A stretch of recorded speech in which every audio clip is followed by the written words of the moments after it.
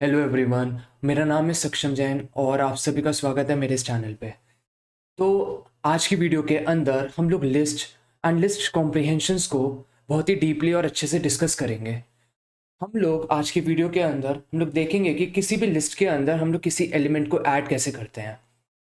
तो एडिशन के लिए हम लोग दो तीन तरीके को देखेंगे। पहले तो हम लोग सिंपली ये देखेंगे कि हम लोग प्लस सिंबल का यूज़ करके कैसे ऐड कर सकते हैं एक लिस्ट के अंदर दूसरी लिस्ट को या फिर किसी एलिमेंट को।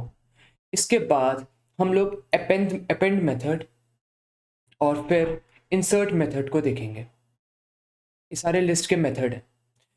और जब हम लोग लिस्ट के एडिशन को हम लोग कंप्लीट कर लेंगे तो उसके बाद हम लोग लिस्ट के डिलीशन टॉपिक को देखेंगे। इसके अंदर हम लोग ये सीखेंगे कि लिस्ट में से किसी आइटम को कैसे डिलीट करते हैं।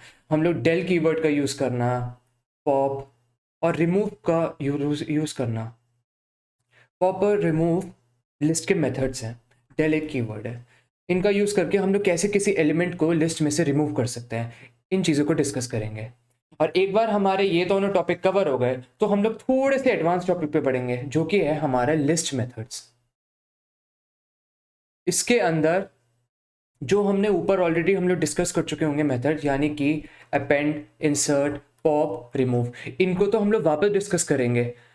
और साथ ही साथ इनके अलावा हम लोग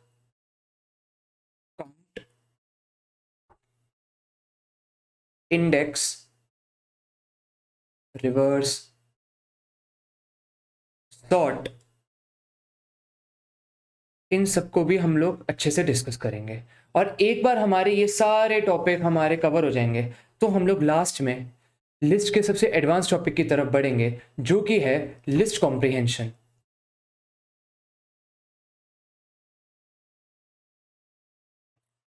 लिस्ट कॉम्प्रिहेंशन थोड़ा सा टफ लग सकता है आपको।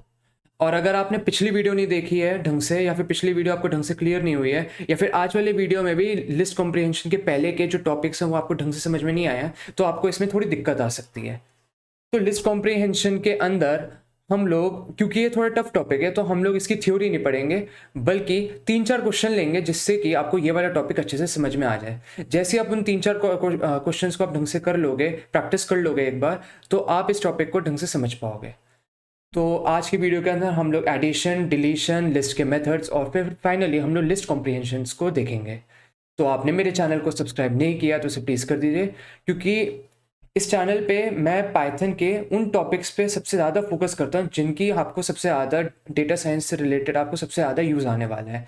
सारे टॉपिक्स पढ़ेंगे लेकिन जो सबसे ज़्यादा इंपॉर्टेंट है उन पे हम लोग ज़्यादा फोकस करेंगे, ताकि चाहे आपका इंटरव्यू हो या फिर आपको कोई अपना प्रोजेक्ट करना है या फिर प्रैक्टिकली आपको कुछ उसका यूज़ करना है तो आपको कोई भी दिक्कत ना आए। तो उसे मेरे चैनल को प्लीज़ सब्सक्राइब कर लीजिए और स्टार्ट करते हैं। अब हम लोग देखते हैं कि हम लोग लिस्ट में ऐड कैसे करते हैं। मान लो मेरी एक लिस्ट है जिसके अंदर मेरे पास एलिमेंट प्रेजेंट है जो कि हैं ए, बी, सी और डी। रन कर लेता हूँ। अगर मुझे किसी इंटीजर को ऐड करना होगा किसी लिस्ट में तो मैं कैसे कर सकता हूँ। एक तो मेरा, अगर मैंने इस तरह से करा जो सबसे पहले मैंने दे रखा है कि जो मेरी लिस्ट है उसके अंदर मैंने डायरेक्ट इंटीजर को ऐड कर दिया, अगर ऐसा करूँगा तो मेरे पास एरर आएगा। तो इसी तरह अगर मैंने इंटीजर की जगह मैंने स्ट्रिंग को भी इसी तरह मैंने ऐड करा तो भी एरर आएगा। वो इसलिए ऐसा आएगा क्योंकि जो मेरा लिस्ट है उसके अंदर मैं सिर्फ लिस्ट को ही ऐड कर सकता हूँ। तो अगर मैंने वन को मैंने एक लिस्ट की फॉर्म में डाला कि मैंने वन को एक ब्रैकेट के अंदर इंक्लूज कर दिया, लिस्ट की फॉर्म में बना दिया, अब मैंने उसको ऐड करा अपनी पहली वाली लिस्ट में तो कोई एरर नहीं आएगा। अब वो मेरा वन सक्सेसफुली ऐड हो चुका है। इसी तरह मेरा जो स्ट्रिंग है उसको मैंने एक लिस्ट के अंदर ब्रैकेट के अंदर डाल के अगर मैंने ऐड करा उसको अपनी पहली वाली लिस्ट में तो कोई एरर नहीं आएगा। तो ये रूल है, लिस्ट में अगर मुझे कुछ ऐड करना है तो लिस्ट ही ऐड कर सकता हूँ। लिस्ट के अंदर मैं कोई इंटीजर, कोई स्ट्रिंग, कोई फ्लोट या फिर इस तरह के नंबर चीज़ों को मैं ऐड नहीं कर सकता। लिस्ट में कुछ ऐड करना है तो लिस्ट ही होना चाहिए। दूसरा तरीका ताकि लिस्ट में मैं कुछ ऐड कर सकता हूँ वो है अपेंड।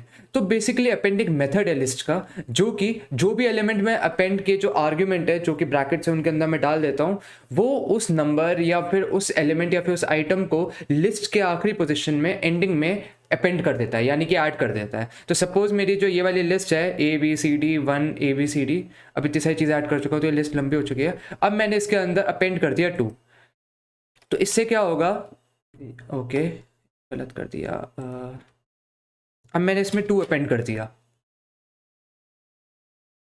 तो यहाँ पे मेरा एक आएगा एरर, क्योंकि मैंने एक छोटी सी मिस्टेक कर दी। मैंने यहाँ लिख दिया my list is equal to my list dot append. Basically जो मेरे लिस्ट के मेथड्स होते हैं वो एक नन टाइप वेरिएबल को रिटर्न करते हैं। अब माई लिस्ट डॉट अपेंड मेरे किसी नन टाइप वेरिएबल को रिटर्न करेगा, नन टाइप ऑब्जेक्ट को रिटर्न करेगा, तो मेरा माई लिस्ट वेरिएबल के अंदर नन ऑब्जेक्ट आ गया। अब मैंने माई लिस्ट को प्रिंट करा तो मेरा नन आ गया। तो बेसिकली जब भी अपेंड करना होगा तो मुझे वेरिएबल इज इक्वल टू नहीं लगाना है किसी भी लिस्ट मेथड के साथ। अब मैं करूँगा, पहले वाले कोड को रन कर लो, अब my list is equal to this, और अब मैं इसके अंदर करूँगा अपना अपेंड, तो देखो सक्सेसफुली मेरा 2 लास्ट में अपेंड हो जाएगा। अगर मुझे इंसर्ट करना है तो इंसर्ट बेसिकली क्या करता है, आप एक इसमें इंडेक्स डाल देते हो कि हाँ जो भी मुझे ऐड करना है वो इस पोजीशन में लिस्ट में वो एंटर हो। तो सपोज मैंने अपनी लिस्ट के अंदर मुझे 3rd इंडेक्स पे हेलो वर्ड को डालना है, तो मैंने अगर डाल दिया और अब मैंने लिस्ट को प्रिंट करा तो देखो 3rd इंडेक्स पे हेलो आ गया।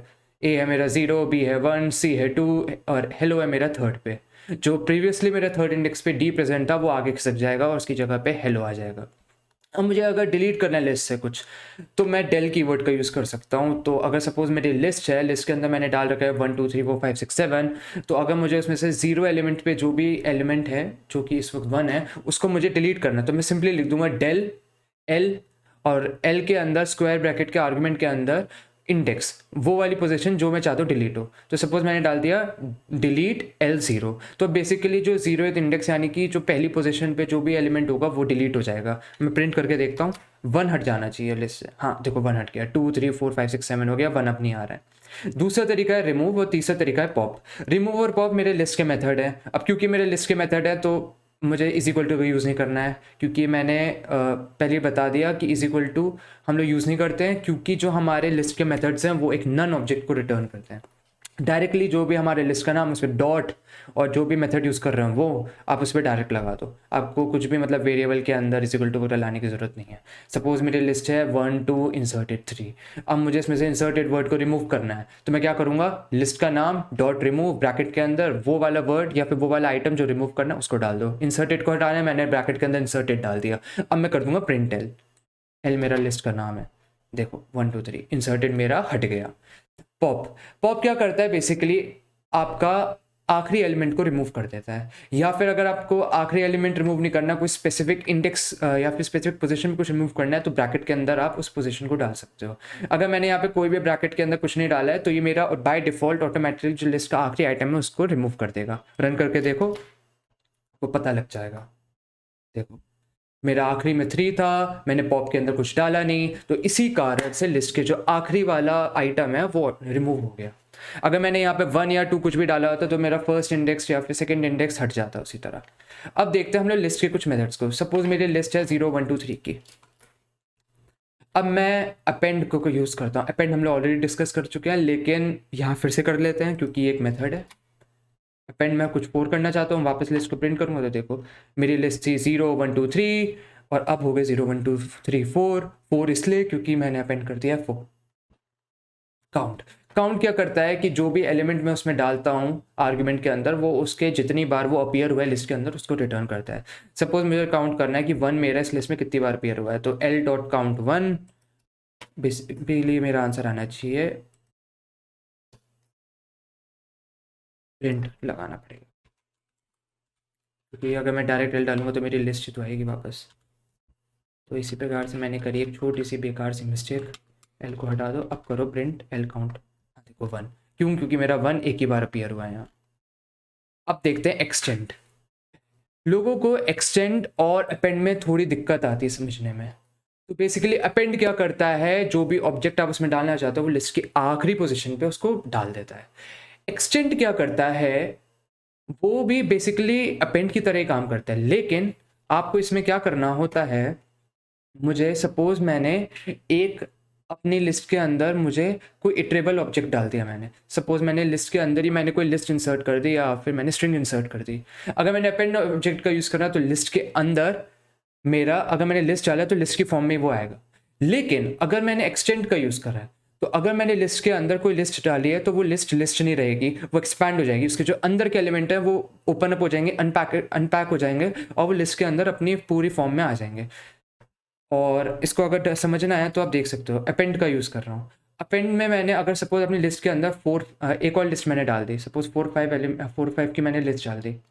अगर मैंने अपेंड को मैंने प्रिंट करा तो देखो 1 2 3 और लिस्ट के अंदर एक और लिस्ट आ गई। लेकिन मैंने अगर एक्सटेंड कर दिया इसी चीज़ को, मैंने अगर सपोज एक्सटेंड से कर दिया, मैं सपोज लिख देता हूँ एक्सटेंड, अब इसे प्रिंट करोगे तो देखो 1 2 3 4 और 5, 4 और 5 लिस्ट की फॉर्म में नहीं है, क्योंकि मेरी लिस्ट एक इटरेबल ऑब्जेक्ट होता है। इसी वजह से 4 5 अब अनपैक हो गए हैं, वो खुल के बाहर निकल गए हैं और लिस्ट के अंदर आ चुके हैं। अगर सपोज मैंने स्ट्रिंग डाली, अपेंड करता स्ट्रिंग, अगर मैं अपनी लिस्ट के अंदर अपेंड मेथड का यूज़ करके स्ट्रिंग डालता तो लिस्ट के अंदर एक जो मैंने स्ट्रिंग डाली है वो अपनी ओरिजिनल फॉर्म के अंदर लिस्ट के अंदर आ जाएगी। लेकिन क्योंकि मैंने एक्सटेंड यूज़ करा है और मेरा जो स्ट्रिंग होता है वो मेरा इटरेबल ऑब्जेक्ट होता है, तो इसको मैं रन करूँगा तो टी और वाई अलग अलग होके आ जाएगा।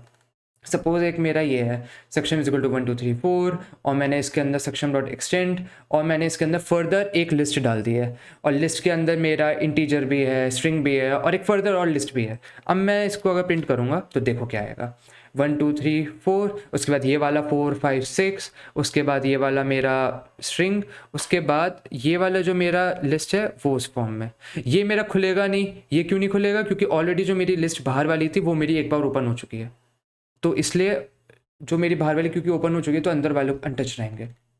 अब बारी आती है इंडेक्स की। इंडेक्स हमें बता देता है कि बेसिकली 4th पोजीशन 120 पोजीशन पे हमारी पोजीशन वो क्या है एलिमेंट। अगर मैंने 4 डाला तो मेरा आंसर देखो क्या आएगा 4। क्यों, क्योंकि जो मेरी 4th इंडेक्स है एल के अंदर, एल ही है ना, तो एल के अंदर मेरे 4th इंडेक्स पे 0 1 2 3 4 है, तो इसलिए मेरा यहाँ पे 4 ही आ गया। और अगर मैंने 120 डाला, 120 इंडेक्स पे क्या कुछ है ना, तो एरर आएगा। पॉप क्या करता है बाय डिफॉल्ट, अगर आप इसके आर्गुमेंट में कुछ नहीं डालते हो तो फिर ये आखिरी जो एलिमेंट होता है लिस्ट का उसे रिमूव कर देता है। इसको हम लोग ऊपर देख चुके हैं। लेकिन अगर मैंने आर्गुमेंट में कुछ डाल दिया, सपोज मैंने यहाँ पे 1 डाल दिया, तो जो फर्स्ट इंडेक्स पे जो एलिमेंट होगा वो उसको रिमूव कर देगा। तो सपोज मैंने एक एलिमेंट वेरिएबल बना दिया है जो कि स्टोर करेगा लिस्ट के अंदर से फर्स्ट इंडेक्स को पॉप करने वाले आइटम को। लिस्ट के अंदर से मैंने फर्स्ट इंडेक्स के आइटम को पॉप कर दिया है और उसको कैच करेगा, यानी कि उसे स्टोर करेगा एलिमेंट वेरिएबल। इसे मैं रन करता हूँ तो अब एलिमेंट के अंदर मेरा जो फर्स्ट इंडेक्स का लिस्ट का आइटम था वो आ गया है। अब मैं एलिमेंट को प्रिंट कर लेता हूँ तो आप देख सकते हो कि लिस्ट का जो फर्स्ट इंडेक्स पे था, फर्स्ट पोजीशन पे जो था वो था मेरा नंबर 2, तो वो एलिमेंट आ गया मेरा 2।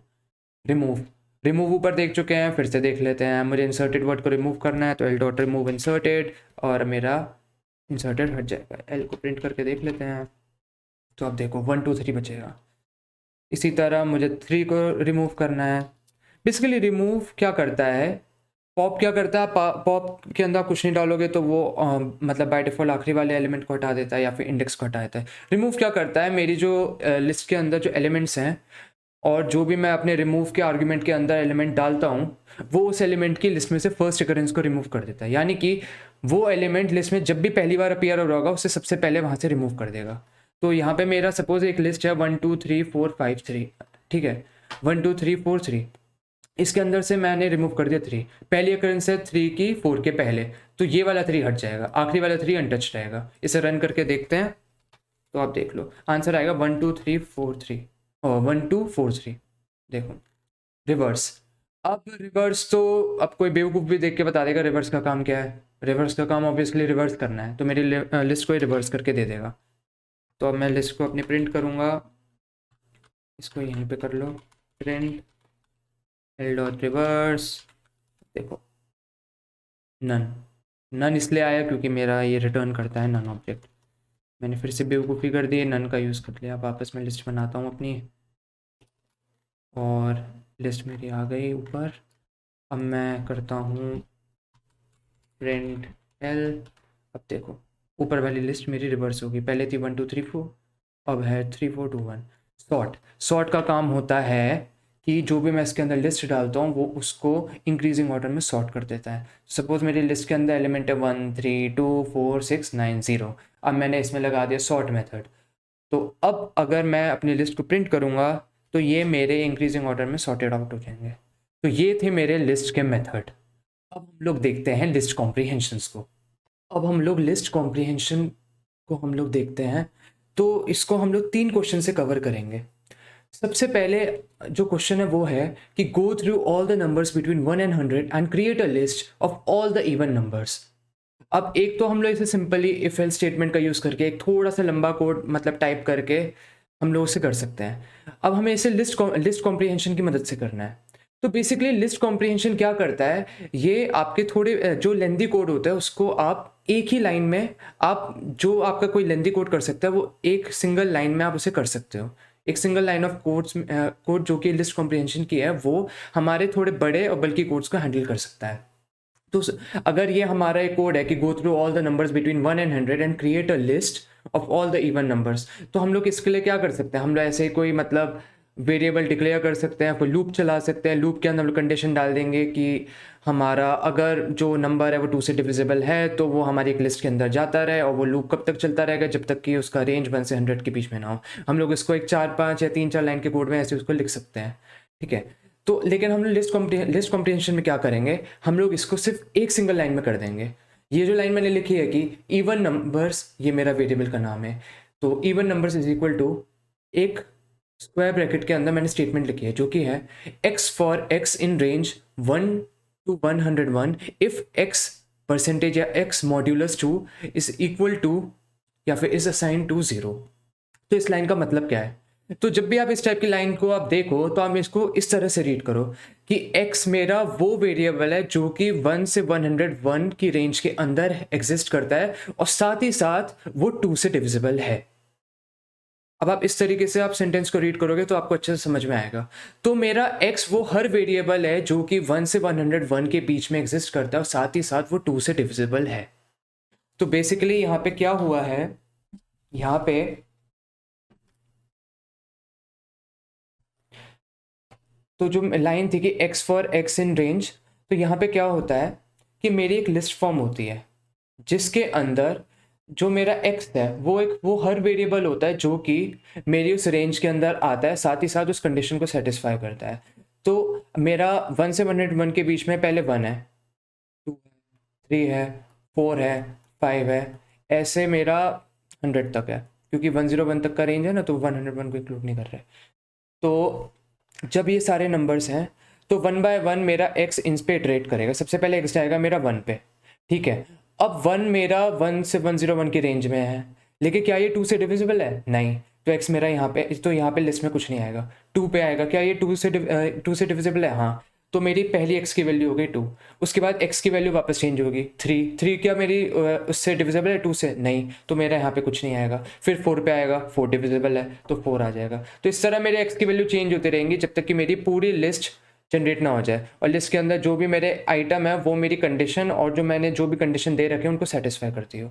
तो इस तरीके से मेरी एक सिंपल सी लिस्ट जनरेट होती है।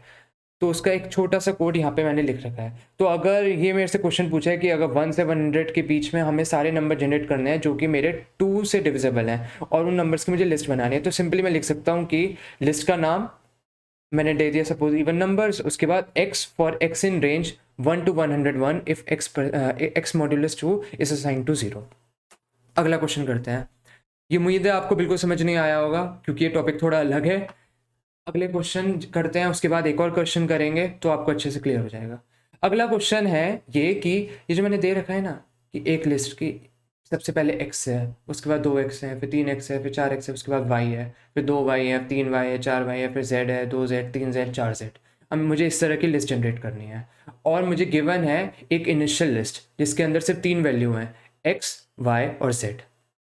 तो मैं कैसे जनरेट कर सकता हूँ ऊपर वाली लिस्ट, मैं लिखूंगा यहाँ सिंपली, मैं अपने लिस्ट का नाम डाल देता हूँ सपोज रिक्वायर्ड लिस्ट, ठीक है।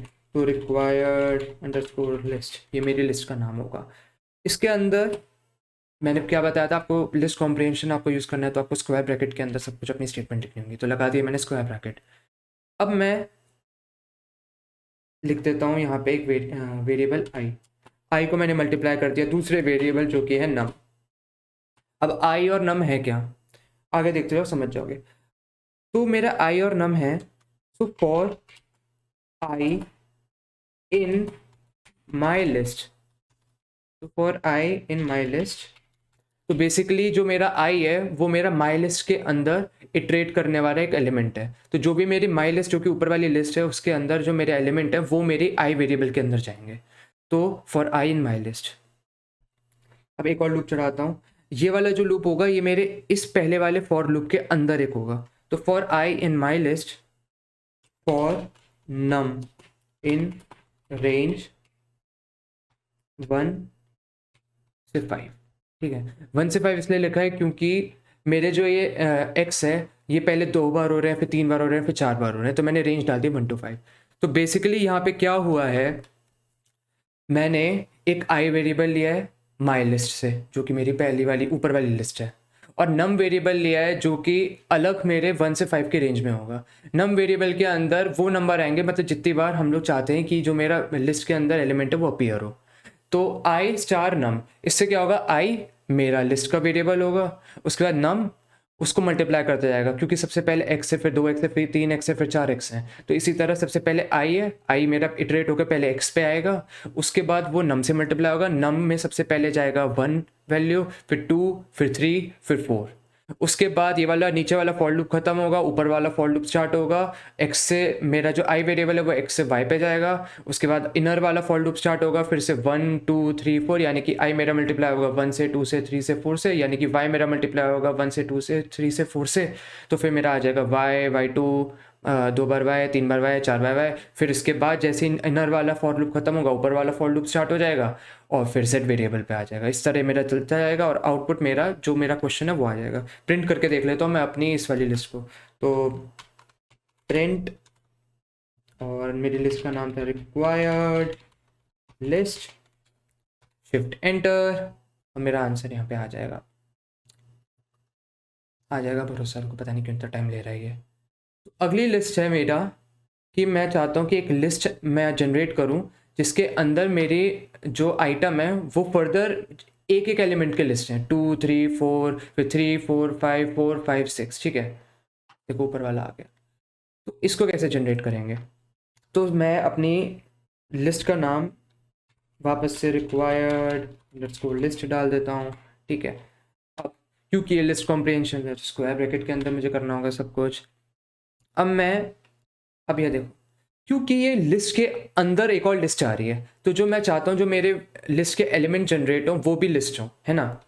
तो मैं जो एलिमेंट है उनको मैं लिस्ट के फॉर्म में लिख देता हूँ। यहाँ लिख रहा हूँ मैं आई प्लस एन, जहाँ पे मेरा आई एक अलग वेरिएबल है, एन मेरा अलग वेरिएबल है। अब आई और एन मेरे कौन कौन से वेरिएबल हैं, या मैंने प्लस क्यों करा आई प्लस एन को, ये आपको थोड़ा आगे पता चल जाएगा। ये एकदम से समझ नहीं आता क्यों हो रहा है, थोड़े आपको प्रैक्टिस करनी पड़ेगी। आप मतलब नेट पे आप सर्च कर लेना कि लिस्ट कॉम्प्रिहेंशन के कुछ क्वेश्चंस वगैरह, आपको पूरी लिस्ट मिल जाएगी लिस्ट कॉम्प्रिहेंशन की, आप उनको प्रैक्टिस कर लेना। तो आई मेरा क्या है, तो आई मेरा हर एक एलिमेंट है जो कि इस फॉर लूप में आ रहा है। तो फॉर आई इन रेंज, अब मेरे ये जो नंबर हैं ये मेरे कहाँ कौन कौन से हैं, 2 3 4 3 4 5 4 5 6, है ना। और क्योंकि तो मैं यहाँ पे सपोज डाल देता हूँ रेंज 2 से 5। 2 इसलिए क्योंकि मेरा स्टार्टिंग एलिमेंट 2 है, 4 इसलिए 5 इसलिए क्योंकि मैं आखिरी 4 तक जाना चाहता हूँ। 2 3 4, उसके बाद जो भी ऐड करूँगा वो मेरा 5 और 6 बना देगा। यहाँ पे देखो 2 3 4 3 4 5 4 5 6। तो मेरा जो सबसे छोटा 3 का अगर हम लोग इसका ग्रुप देखें, सबसे पहले 2 आ रहा है, फिर 3 आ रहा है, फिर 4 आ रहा है, तो आइडिया लग रहा है कि हाँ सबसे बड़ा जो मेरा बड़ा एलिमेंट जाएगा वो मेरा 4 जाएगा, और बाकी जो भी एलिमेंट है उसमें कुछ ऐड हो रहे हैं। तो फॉर आई इन रेंज 2 से 5, फॉर एन इन रेंज 3 इसलिए क्योंकि अब मेरा इसमें ऐड होता रहेगा। आई मेरा सपोज सबसे पहले 2 है क्योंकि सबसे पहले मेरा ऊपर आई वाला फॉर लूप चलेगा। ठीक है, उसके बाद मेरा इनर फॉर लूप चलेगा जिसके अंदर मेरी एन की वैल्यू सबसे पहले 0 होगी, फिर 1 होगी, फिर 2 होगी। तो अब इसको देखते जाओ। यहाँ पे सबसे पहले मेरी जो रिक्वायर्ड लिस्ट है उसका जो पहला एलिमेंट होगा वो होगा आई प्लस एन। आई की पहली वैल्यू है मेरी 2, एन की पहली वैल्यू है मेरी यहाँ 0, तो 2 + 0 होगा मेरा 2। सबसे पहला एलिमेंट आएगा मेरा यहाँ पे 2। उसके बाद आई की वैल्यू मेरी रहेगी 2 क्योंकि, और उसके बाद मेरा अंदर वाला फॉर लूप ही चलेगा। नेक्स्ट फॉर लूप में एन की वैल्यू मेरी हो जाएगी 1, तो 2 + 1 मेरी हो जाएगी 3, अगला एलिमेंट 3।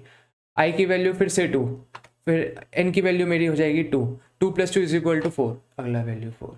अब मेरा अंदर वाला फॉर लूप खत्म हो जाएगा, मैं ऊपर वाले फॉर लूप पे आ जाऊंगा। ऊपर वाले फॉर लूप के अंदर मेरा अब i की वैल्यू हो जाएगी 3, n की वैल्यू हो जाएगी सबसे पहले 0, तो 3 + 0 = 3, तो यहाँ पे मेरा आ गया 3। उसके बाद मेरी n की वैल्यू हो जाएगी 1, तो 3 + 1 = 4, तो मेरा यहाँ पे आ गया 4। इसी तरह 5, उसके बाद नीचे वाला लूप खत्म होगा, ऊपर वाला लूप चलेगा। ऊपर वाले लूप में आप पहले 2 हो चुका है, 3 हो चुका है, बारी आएगी 4 की। उसके बाद n वापस मेरा 0 से शुरू होगा, फिर 1, फिर 2, तो सबसे पहले 4, उसके बाद 5, फिर 6, और मेरी लिस्ट खत्म हो जाएगी। एंटर कर चला के देख लेते हैं, रन कर जाएगा। वो प्रिंट करना भूल गया मैं, प्रिंट रिक्वायर्ड अंडरस्कोर लिस्ट आ गया, बढ़िया, रन कर लो, जनरेट हो गई। तो ये 3 क्वेश्चन थे लिस्ट कॉम्प्रिहेंशन के। अगर आपको 20% 30% भी समझ में आ गया ये क्या हुआ, तो बहुत ही बढ़िया बात है। नहीं समझ में आया, जो कि मेजॉरिटी सबके साथ हुआ होगा, तो आप मतलब इसी वीडियो को थोड़ा और रिपीट कर लेना, और इन क्वेश्चन को एक बार अपने हाथ से 2-3 बार ट्राई मतलब रन करके देख लेना, और फिर नेट से 3-4 क्वेश्चन कर लेना, तो आपकी इस टॉपिक को लेके प्रैक्टिस हो जाएगी। क्योंकि ये वाला टॉपिक जो है लिस्ट कॉम्प्रिहेंशन के, बिना प्रैक्टिस के आपको समझ में नहीं आएगा। तो आज की वीडियो में बस इतना ही। अगली वीडियो के अंदर हम लोग अगला डेटा स्ट्रक्चर यानी कि सेट को डिस्कस करेंगे। पूरे वीडियो में हम लोग सेट को स्टार्टिंग से लेके एंड तक वन शॉट में हम लोग ख़त्म कर देंगे।